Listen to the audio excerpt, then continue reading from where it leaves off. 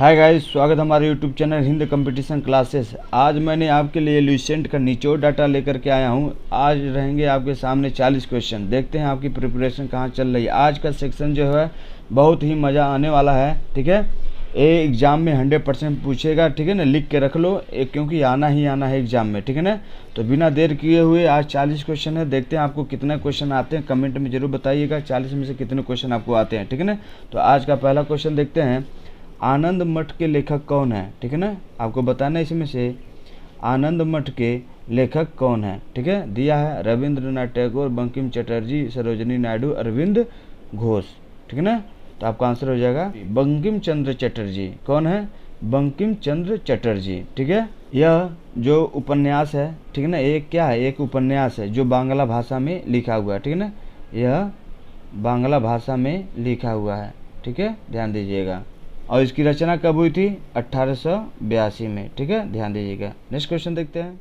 बुद्धा आंदोलन किसने प्रारंभ किया था?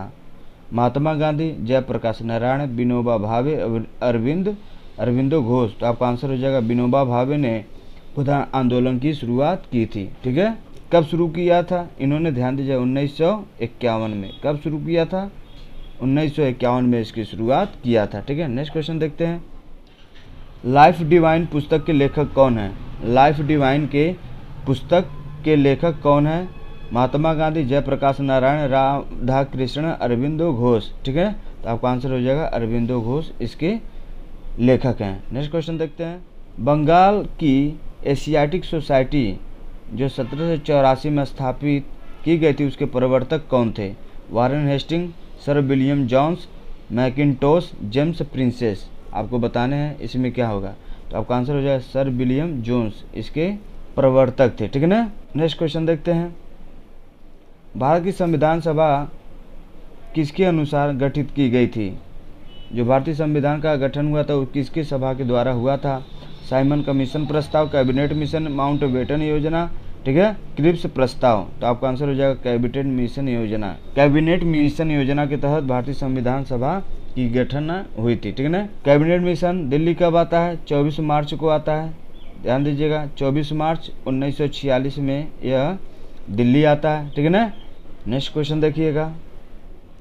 प्रथम भारतीय नोबेल पुरस्कार विजेता कौन थे? बार बार एग्जाम में आया हुआ क्वेश्चन है। सीवी रमन, रविंद्रनाथ टैगोर, हरगोविंद खुराना, अमर्त्य सेन। तो आपका आंसर हो जाएगा रविंद्रनाथ टैगोर को यह पुरस्कार भारत में पहली बार मिला था, ठीक है ना। कब मिला था इनको? ध्यान दीजिएगा गीतांजलि के लिए 1913 में इनको यह पुरस्कार मिला था। नेक्स्ट क्वेश्चन देखते हैं। हमारा राष्ट्रीय गीत वंदे मातरम कहाँ से संकल्पित है, ठीक है ना। हमारा राष्ट्रीय गीत वंदे मातरम कहाँ से संकलित है, यानी कहाँ से लिया गया है? चित्रा, गोदान, डागर, आनंद मठ। तो आपका आंसर हो जाएगा आनंद मठ से हमारा यह लिया गया है, ठीक है ना। इसके रचयिता कौन हो जाएंगे? बंकिम चंद्र चट्टोपाध्याय, ठीक है ना। इस गीत को गाने में 65 सेकेंड का समय लगता है, ठीक है ना। इस गीत को गाने में, यानी कि 1 मिनट 5 सेकेंड, 1 मिनट 5 सेकेंड का टाइम लगता है, ठीक है। नेक्स्ट क्वेश्चन देखते हैं। भारत का राष्ट्रीय पंचांग किस संवत पर आधारित है? विक्रम संवत, कली संवत, शक संवत, इनमें से कोई नहीं। तो आपका आंसर हो जाएगा शक संवत पर आधारित है, ऑप्शन सी। नेक्स्ट क्वेश्चन देखते हैं। दिल्ली के केंद्रीय सचिवालय के उत्तरी और दक्षिणी खंडों का वास्तुविद कौन थे, ठीक है ना। आपको बताने हैं इसके उत्तरी और दक्षिणी खंडों के वास्तुविद कौन थे दिल्ली के? Edward Lutyens, Raymond Tursell, Herbert Baker. तो आपका आंसर हो जाएगा एडवर्ड लुटियन थे, ठीक है ना। कई बार एग्जाम में आया हुआ है, ठीक है ना। 2004 एसएससी में ये पूछा हुआ क्वेश्चन है, ठीक है। नेक्स्ट क्वेश्चन देखते हैं। निम्न में से किसे या कौन सी कृति रविंद्रनाथ टैगोर की नहीं है? इसमें बताना है रविंद्रनाथ टैगोर की कृति कौन सी नहीं। चित्रा, कपाल Kundla, the court dancer, Chitrangada. तो आपका क्या आंसर होगा आपको बताने हैं, ठीक है। तो इसमें आंसर आपका हो जाएगा कपाल कुंडला इनकी उपन्यास नहीं है या इनकी कृति नहीं है। कपाल कुंडला बंकिम चंद्र चट्टोपाध्याय की है, बंकिम चंद्र चट्टोपाध्याय की है एक कृति, ठीक है ना, ध्यान दीजिएगा। बाकी तीनों किसकी है? यह आपका रविंद्रनाथ टैगोर की कृति है, ठीक है। नेक्स्ट क्वेश्चन देखते हैं। किस गवर्नर के कार्यकाल के दौरान 1921 में कोलकाता में विक्टोरिया मेमोरियल हॉल का निर्माण पूरा किया गया था? Elgin, option D Elgin, Curzon, Minto, Reading. ठीक है ना, आपको बताना है इसमें से क्या होगा। ठीक है, तो आपका आंसर हो जाएगा रीडिंग। रीडिंग के कार्यकाल के दौरान 1921 में कोलकाता के विक्टोरिया मेमोरियल हॉल का निर्माण पूरा हुआ था। ठीक है ना, ध्यान दीजिएगा, इंपॉर्टेंट क्वेश्चन है। ठीक है ना, नेक्स्ट क्वेश्चन देखते हैं। नई दिल्ली शहर के रूपांकन में कौन शामिल नहीं था, यानी नई दिल्ली शहर के रूपांकन में कौन शामिल था? एडवर्ड लुटियन और एडवर्ड बेकर, एस ग्रॉस और सी सोल्स और डरविन, सीटेड और जबक। तो आपका आंसर हो जाएगा एडवर्ड लुटियंस और हर्बर्ट बेकर इसके क्या जनक भी माने जाते हैं। निर्मित यह स्मारक है, इनका निर्माण शिल्पकला का जो सुंदर मिश्रण है इन्हीं दोनों के द्वारा दिया गया था। ठीक है, नेक्स्ट क्वेश्चन देखते हैं। किसने 1898 में बनारस में सेंट्रल हिंदू कॉलेज स्थापित किया था, जो बाद में बनारस हिंदू विश्वविद्यालय का एक केंद्र बन गया? आपको बताना है, बहुत ही इंपॉर्टेंट क्वेश्चन है। ठीक है ना, ये कई बार एग्जाम में आए हुए हैं। ठीक है ना, तो आपका आंसर क्या होगा? Madan Mohan Malviya, Lord Dufferin, Annie Besant, Ishwar Chandra Vidyasagar. तो आपका आंसर हो जाएगा एनी बेसेंट। ठीक है ना, एनी बेसेंट ने। ठीक है, नेक्स्ट क्वेश्चन देखते हैं। भारत के राष्ट्रीय ध्वज का डिजाइन किसने तैयार किया था? आपको बताने हैं। एनी बेसेंट, लॉर्ड डफरिन, पिंगली वेंकैया, ईश्वर चंद्र विद्यासागर। कई बार एग्जाम में आया हुआ क्वेश्चन है, ध्यान दीजिएगा। ठीक है ना, ये भी RRB 2005 में पूछा हुआ क्वेश्चन है, हर एग्जाम में पूछे जाते हैं। ठीक है ना, ये हर एग्जाम के लिए आपका यह क्वेश्चन है 40। इस वीडियो को अंत तक जरूर देखिए, जो पहली बार देख रहे हैं वो सब्सक्राइब करें। ठीक है, और ज़्यादा से ज़्यादा शेयर करें, जुड़ें, बहुत ही मज़ा आने वाला है इस सेक्शन में। अगर बात किया जाए भारतीय ध्वज का डिजाइन किसने तैयार किया, तो पिंगली वेंकैया ने इसको डिजाइन किया था। ठीक है ना, अगर बात किया जाए राष्ट्रीय ध्वज का डिजाइन भारतीय संविधान की सभा में इसको कब अपनाया गया था? इसको कब अपनाया गया था? तो 22 जुलाई, ये कई बार एग्जाम में हुआ है, 22 जुलाई 1947 को इसको भारतीय संविधान द्वारा इसको अपनाया गया था। ठीक है ना, नेक्स्ट क्वेश्चन देखते हैं। देवदास उपन्यास के रचनाकार कौन है? आपको बताने हैं। देवदास उपन्यास के रचनाकार कौन है? प्रेमचंद, शरत चंद्र चट्टोपाध्याय, मैथिली शरण गुप्त, फणीश्वर नाथ रेणु। तो आपका आंसर हो जाएगा शरत चंद्र चट्टोपाध्याय ने। ठीक है ना, नेक्स्ट क्वेश्चन देखते हैं। विश्व इतिहास की झलक के रचयिता कौन है? जवाहरलाल नेहरू, महात्मा गांधी, मैथिली शरण गुप्त, फणीश्वर नाथ रेणु। ठीक है ना, तो आपका आंसर हो जाएगा जवाहरलाल नेहरू। ठीक है ना, ध्यान दीजिएगा, जवाहरलाल नेहरू के द्वारा ये रचित है। ठीक है ना, ध्यान दीजिएगा। नेक्स्ट क्वेश्चन देखते हैं। 27 दिसंबर 1911 में पहली बार जनगण मन कहाँ पर गाया गया था? आपको बताने हैं। ठीक है ना, मुंबई, लखनऊ, कोलकाता, साबरमती। तो आपका आंसर हो जाएगा कोलकाता के अधिवेशन में पहली बार 1911 में 27 दिसंबर। कई बार एग्जाम में पूछता पूरा डेट, तो 27 दिसंबर 1911 को जनगण मन पहली बार कहाँ गाया गया था? कोलकाता आ गया। ठीक है ना, ध्यान दीजिएगा। भारत में पहला समाचार पत्र किसने शुरू किया था? तो हो जाएगा आपका आंसर जेम्स हिक्की ने भारत में पहला समाचार पत्र शुरू किया था। ठीक है ना, यह समाचार कब छपा था? 29 जनवरी 1780 में यह समाचार छपा था। ठीक है ना, और यह भारत का स्वतंत्र विचारों से पूरे एक अखबार था। ठीक है ना, जो अंग्रेजी भाषा में लिखा हुआ था। ठीक है ना, नेक्स्ट क्वेश्चन देखते हैं। द व्हील्स ऑफ हिस्ट्री नामक पुस्तक के लेखक कौन थे? आपको बताने हैं। ठीक है, राजेंद्र प्रसाद, राम मनोहर लोहिया, मोहम्मद अली जिन्ना, मंसूर आलम। तो आपका आंसर हो जाएगा राम मनोहर लोहिया के द्वारा the wheels of the history नामक लिखी गई है। ठीक है ना, बात करते हैं लोहिया का जन्म कब हुआ था? 23 मार्च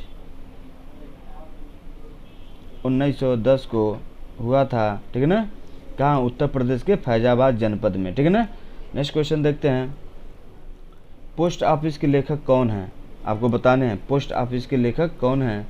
ये कई बार एग्जाम में पूछा हुआ है। रविंद्रनाथ टैगोर, राम मनोहर लोहिया, मोहम्मद अली जिन्ना, विष्णु शर्मा। तो आपका आंसर हो जाएगा रविंद्रनाथ टैगोर के द्वारा यह क्वेश्चन लिखा हुआ। ध्यान दीजिएगा, ये 2005 में एग्जाम में आया हुआ है। ठीक है ना, तो पोस्ट ऑफिस के लेखक कौन है? रविंद्रनाथ टैगोर। ठीक है, नेक्स्ट क्वेश्चन देखते हैं। निम्न में से किसे इस्पात का चौखटा यानी स्टील फ्रेम की संज्ञा दी गई है? आपको बताने हैं। बहुत ही इंपॉर्टेंट क्वेश्चन, कई बार एग्जाम में आया हुआ क्वेश्चन है। ठीक है ना, RRB, ठीक है ना, ASM में पूछा हुआ, छत्तीसगढ़ में भी ये क्वेश्चन आया हुआ है। ठीक है ना, ध्यान दीजिएगा, ये बहुत इंपॉर्टेंट क्वेश्चन आज का जो मैं लेकर के आया हूँ। आपको बताने हैं कि स्टील फ्रेम की संज्ञा किसे दी गई? भारतीय नागरिक सेवा, भारतीय राष्ट्रीय कांग्रेस, स्वराज पार्टी, इनमें से कोई नहीं।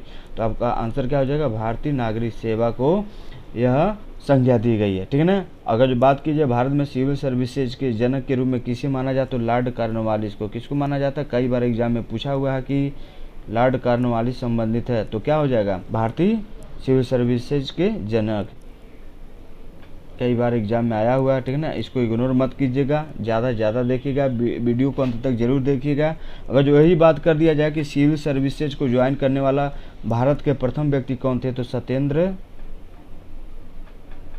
सत्येंद्र नाथ टैगोर थे। कौन थे, सत्येंद्र नाथ टैगोर थे, जिन्होंने पहली बार क्या किया था, भारतीय सिविल सेवा को ज्वाइन किया था, ठीक है। आई होप ये वीडियो आपको समझ में आ रहा होगा, बहुत बेहतरीन है। देखो लिसेंट है, ठीक है ना, ये भी लिसेंट का ही डाटा है जो बार बार एग्जाम में पूछ रहे हैं, बहुत ही स्टैटिक जीके, ठीक है ना, एकदम बहुत ही important, very very important question है, ठीक है। नेक्स्ट क्वेश्चन देखते हैं, गोदान किसकी रचना है। देखिए ये भी कई बार पूछा हुआ है, ठीक है ना। गोदान किसकी रचना है, प्रेमचंद, धर्मवीर, भारती, सूर्यकांत त्रिपाठी, निराला, इनमें से कोई नहीं। तो आपका आंसर हो जाएगा प्रेमचंद की यह एक क्या है, महत्वपूर्ण उपन्यास है, ठीक है ना।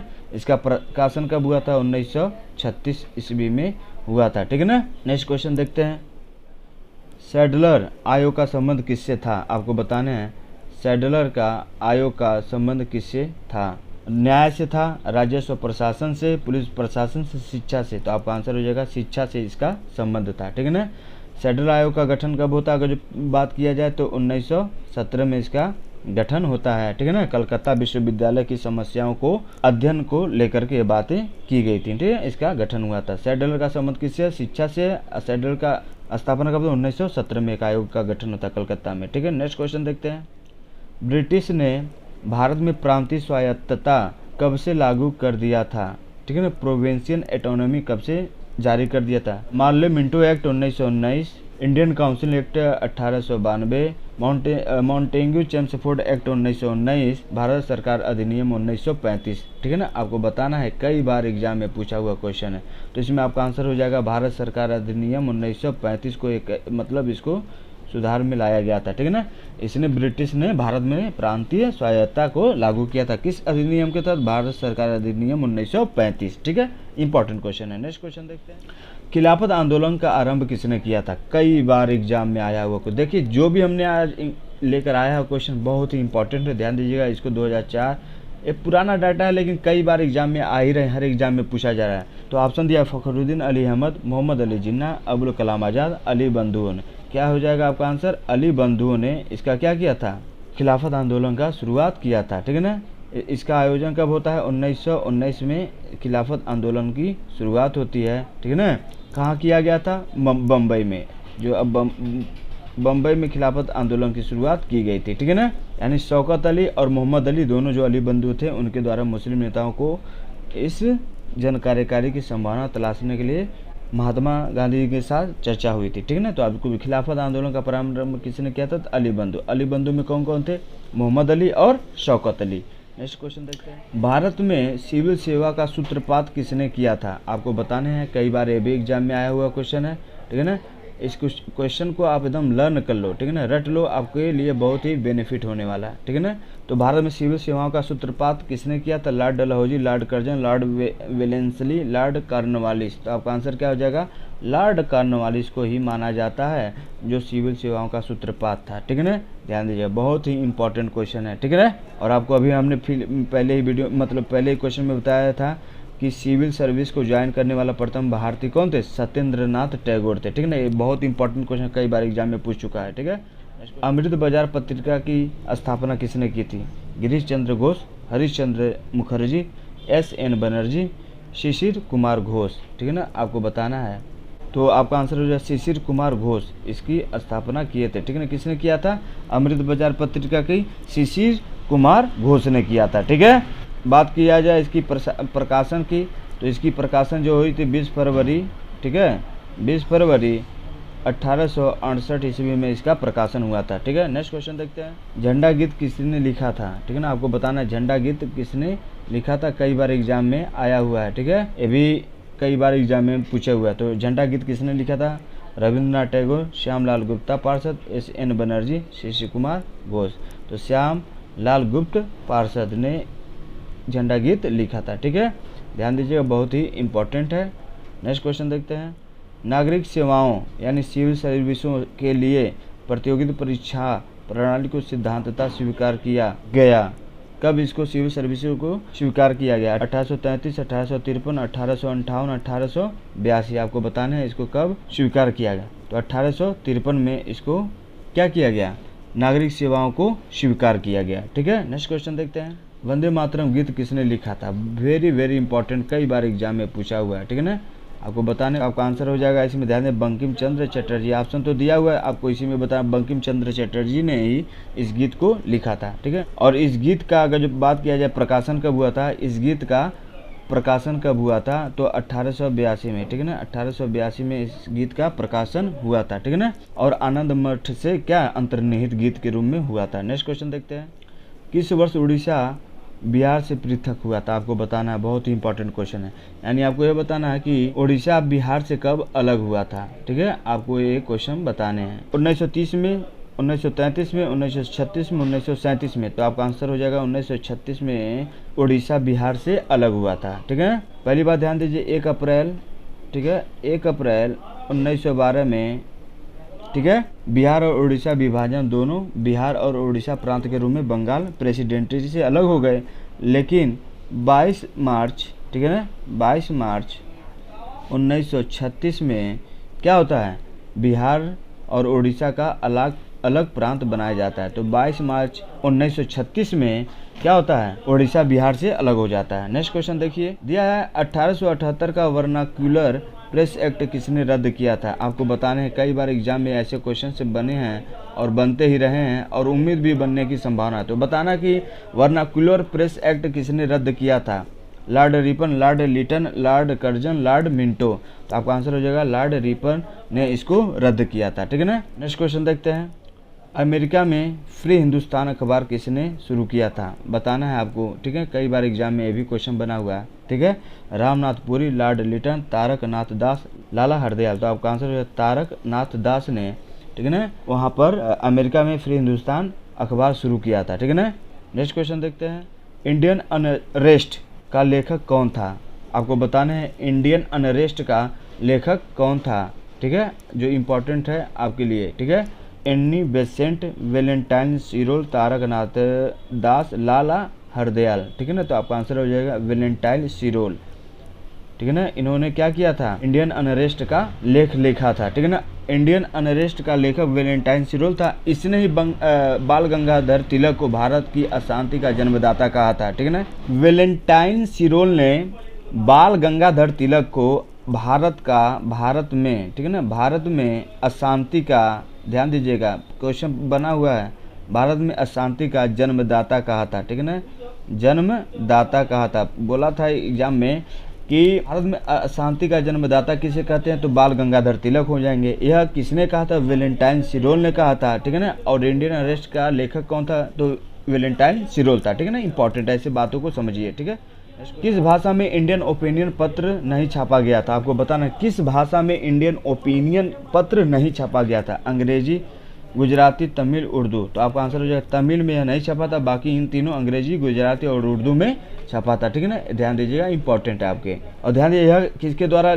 Indian opinion? ये महात्मा गांधी के द्वारा। ठीक है ना, महात्मा गांधी के द्वारा 1904 में शुरू किया गया एक समाचार पत्र था। ठीक है ना, ध्यान दीजिएगा। और इसके प्रथम संपादक मनसुखलाल थे। ठीक है ना, मनसुखलाल थे, मनसुखलाल इसके क्या थे? प्रथम संपादक थे। ध्यान दीजिएगा, इंडियन ओपिनियन किसकी पुस्तक? महात्मा गांधी की। कब इसको रिलीज किया? 1904 में।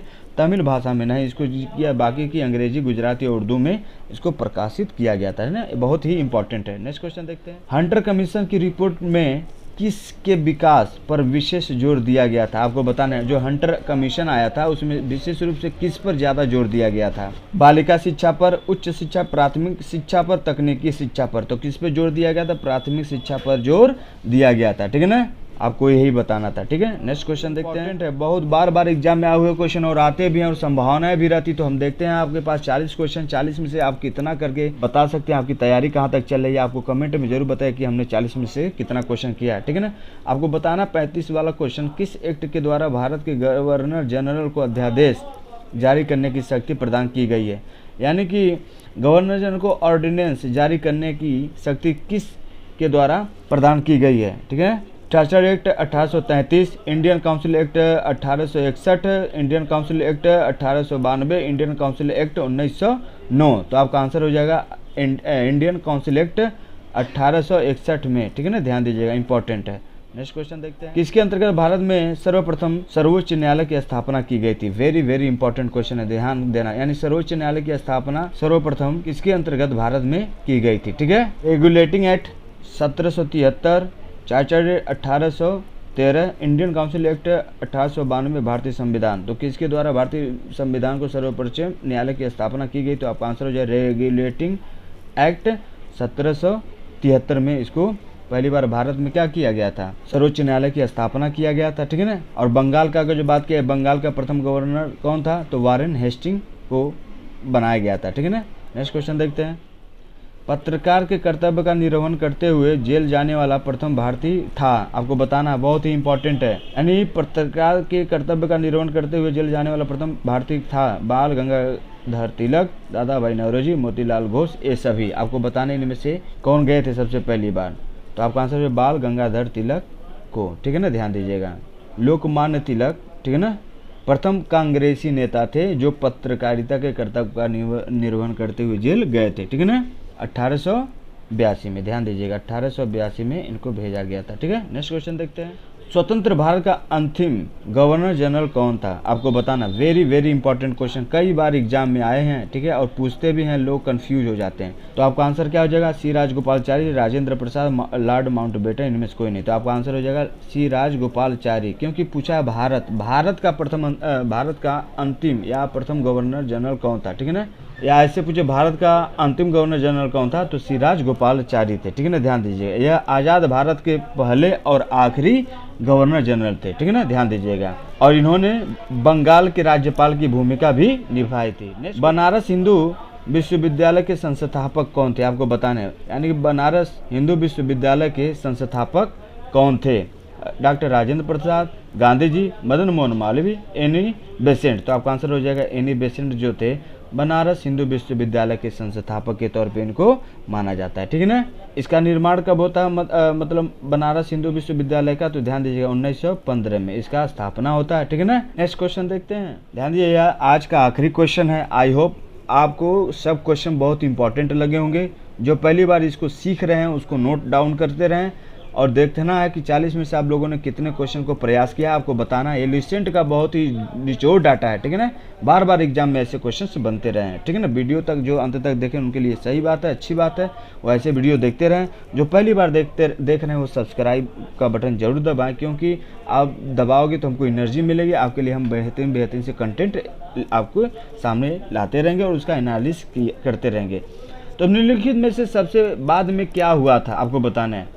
हड़प्पा नीति, बंगाल का विभाजन, अस्थायी बंदोबस्त, सहायक संधि। आपको यही बताना है सबसे बाद में इसमें से क्या हुआ था, ठीक है ना।